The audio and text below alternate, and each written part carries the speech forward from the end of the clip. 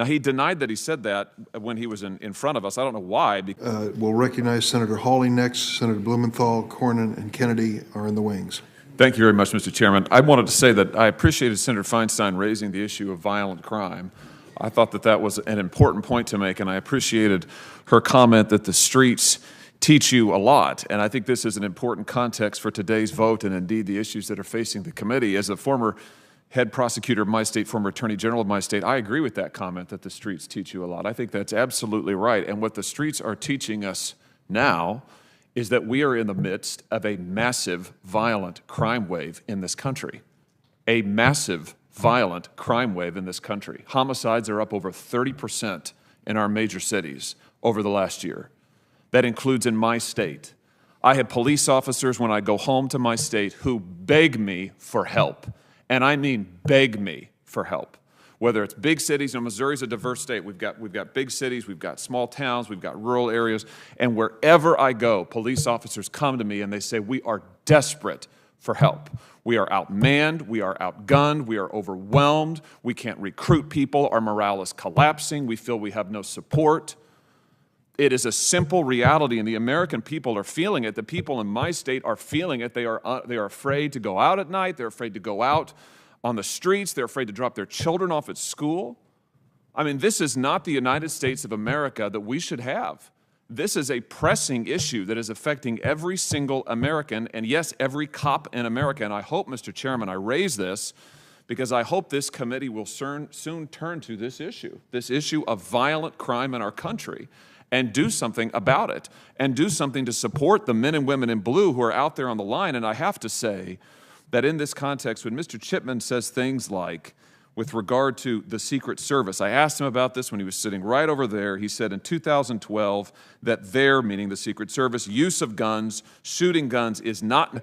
He goes on then to say, we need to think of strategies like that of just covering and evacuating in our schools. Now, he denied that he said that when he was in front of us. I don't know why, because it's on the record. We gave it to him as a QFR. I mean, you can go read the transcript yourself. My point is this. I don't think that our schools should be less safe. I can't vote for someone who says we ought to make schools in this country less safe in the midst of a crime epidemic. I don't know what I would tell the parents in my state. And when I look at Mr. Chipman's agenda, which is to take away Second Amendment rights from law-abiding citizens while violent criminals are loose on our streets, I just have to say, Mr. Chairman, I just respectfully disagree that that's the right agenda for us to have at this time. So I will not be supporting Mr. Chipman, and I hope that the committee will soon turn its attention to the epidemic of violent crime in our country. I hope we can find some solutions that we can agree on, and I respectfully submit, this is a question for another time, I respectfully submit that increasing officer pay and increasing the number of officers on the street is something where we might start. But for those reasons, I'll be opposing Mr. Chipman. Thank you, Mr. Chairman. Thanks, Senator Hawley. We have 3 senators seeking recognition, and I will close the debate at that point. We'll have a vote on Mr. Chipman at that moment. Senator Blumenthal is next. Thank you, Mr. Chairman. You know, a number of us on this committee share an experience in law enforcement. Like my colleague from Missouri, I was our state's attorney general for some 20 years. I was the United States attorney in Connecticut, the chief federal prosecutor, and I believe more than anything, and I talk about it frequently, in enforcement, fair and effective enforcement of our laws. In fact, our laws are dead letter unless they're enforced. And that's why I'm going to vote for David Chipman. He is, above everything else, an enforcer. That's his life's experience, 25 years as an agent in ATF. He believes in enforcement. And if my colleagues across the aisle are really serious about stopping the wave of gun violence that we see in our streets, they will vote for David Chipman. If they are really serious about stopping violent crime, they will support effective enforcement of laws. And we can agree that this nation is awash in an ocean of crime guns, stolen and lost guns, that have spurred a wave of violent crime across the country, focused mainly on the streets and communities that have those lost and stolen guns. So very briefly, there is a lot of mischaracterization and misrepresentation of what David Shipman has done or said, but at the end of the day, it is his enforcement background that makes him eminently qualified. I agree that we should address gun violence. In fact, Subcommittee on the Constitution has been having hearings on gun violence, on ghost guns, and red flag statutes, and other measures that can help to stop gun violence. So I welcome that focus and hope that we will confirm the nomination of a man who will be the second, only the second, confirmed director of ATF, a man who has spent 25 years of his life at that agency, a man who is dedicated to making these laws real in people's lives and making our streets and communities safer. And if my colleagues are really serious about fighting crime, they will say no to the NRA and other groups that have said again and again they want effective enforcement. They say continuously they want enforcement of existing laws, not new laws. Well, if they want effective enforcement, they ought to be in favor of David Shipman. And we need new laws, no question, but we also need effective enforcement. Thank you, Mr. Chairman. Thanks, Senator Blumenthal. Senator Cruz is now asked to be added to the list. I would just say to the members, this is a critically important issue and deserves all the time that we're going to devote to it. I don't question that for 1 minute. Another nomination and several bills before us today. We have other committees that have scheduled hearings, and we have votes scheduled at 10:30 or 10:45. So the cooperation of the members in making their comments concise would be appreciated. Senator Cornyn. Thank you, Mr. Chairman. I'll try to be brief. When Mr. Shipman came before the committee, I asked him whether he believed that a law-abiding gun owner was a threat to public safety. Paraphrasing his answer, he said, "No, Senator, until they commit a crime."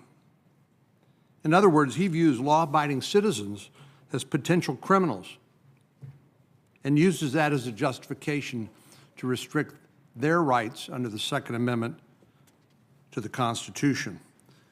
Like Senator Blackburn, and Senator Leahy, I guess, I'm a gun owner, and I don't believe I'm a threat to public safety. I don't believe Senator Leahy or Senator Blackburn are a threat to public safety as law-abiding gun owners. I see them as exercising their rights under the Second Amendment, and I support that.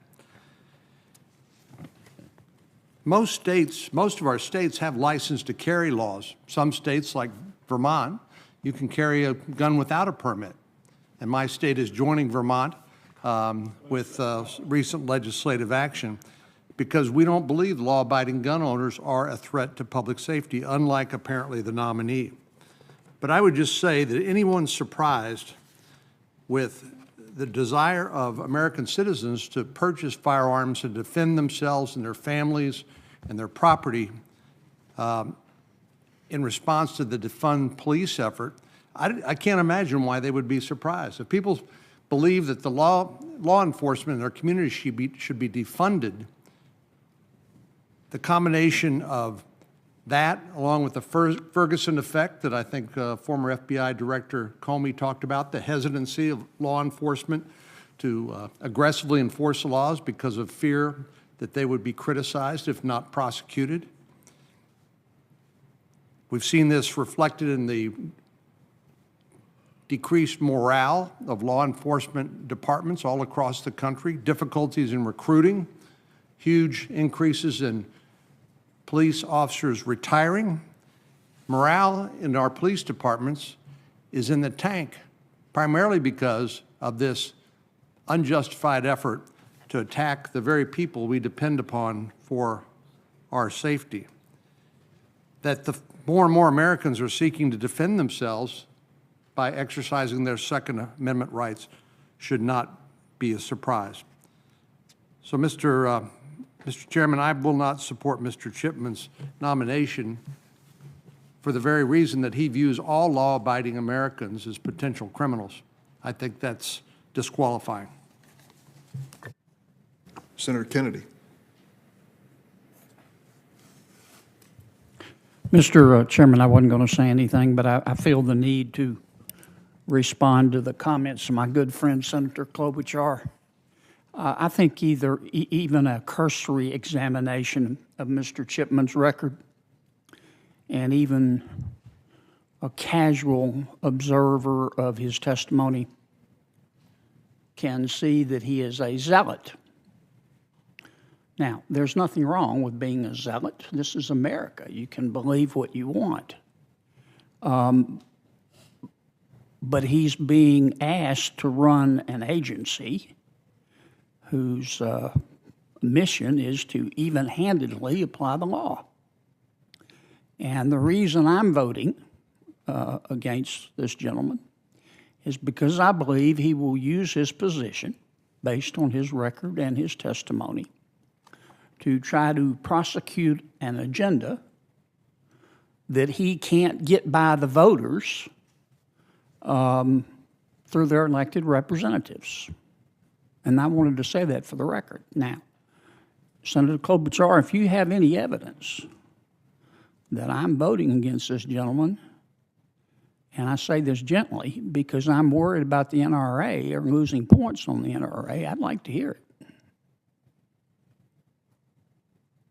I have the evidence that we have not confirmed an ATF director during this entire last 2 decades, except for one, and I get votes to get cloture by Republicans that they were concerned about how the NRA would rank. But I'm asking about this Republican. That is my evidence of I'm what's asking happened. about this Republican. I can't get inside your brain or know your politics. I'm just saying in general, there is more evidence besides this one man about what's going on in our legislative efforts, what's going on in Congress, why we haven't been able to pass even common sense background checks when 90% of the American people support them. So I think this is much bigger than one guy. I just thought that point should be made. Okay. Thank you, Mr. Chairman. And Thank you. by the way, even President Trump's nominee was too because of concerns by Republicans on the gun issue. So it just never ends. Thank you, Mr. Chairman. The last speaker before me, I think, is Senator Cruz, unless someone else is seeking recognition. Senator Cruz. Thank you, Mr. Chairman. You know, it's interesting to hear our Democratic colleagues saying boogeymen under every rock. And there is the frightful specter of the NRA on one side. There's the frightful specter of the Koch brothers on the other side. There are charts of dark money with red string and all sorts of perceived connections. There is a simpler explanation, which is that the American people actually value our right to keep and bear arms. You want to know who the members on this side are listening to? It's not some interest group. It's the hundreds of millions of Americans who want their constitutional rights protected, who want to be able to defend their families, and who don't want to see the government taking away their right to defend their home, their lives, and their family. That's something our Democratic friends don't seem to understand.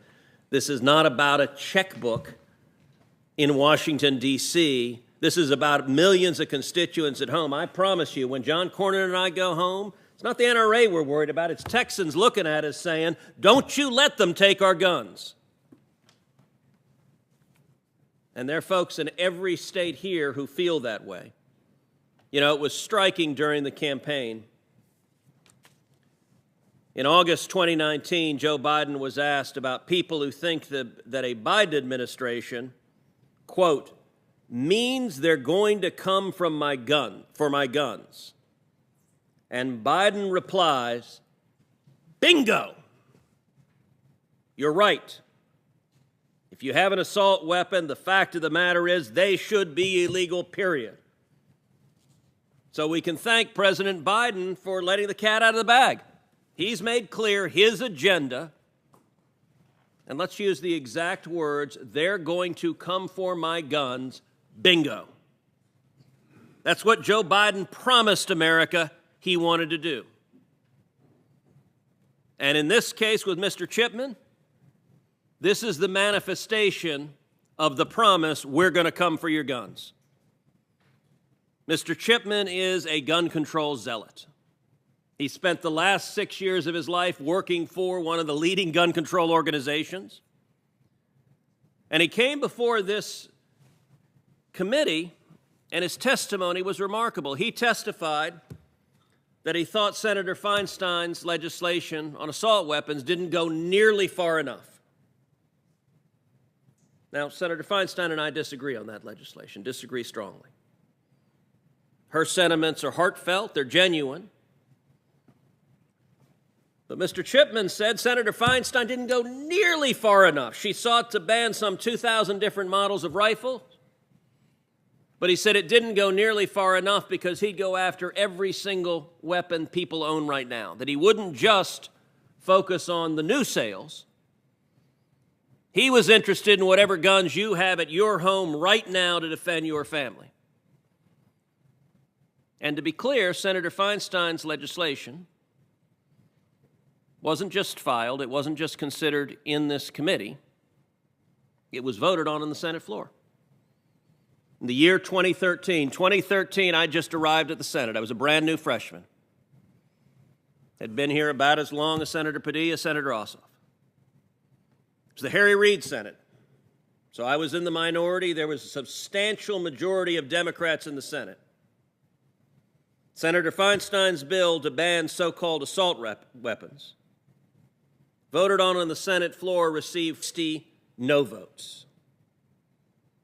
In a Democratic Senate, among the senators voting no were Senator Bennett, Senator Heinrich, Senator Manchin, Senator Tester, Senator Udall, and Senator Warner, all Democrats, voted no. And Mr. Chipman says that that bill, that in a Harry Reid Democratic Senate could muster only 40 votes, it didn't go far enough. We need to be even more aggressive going after your guns.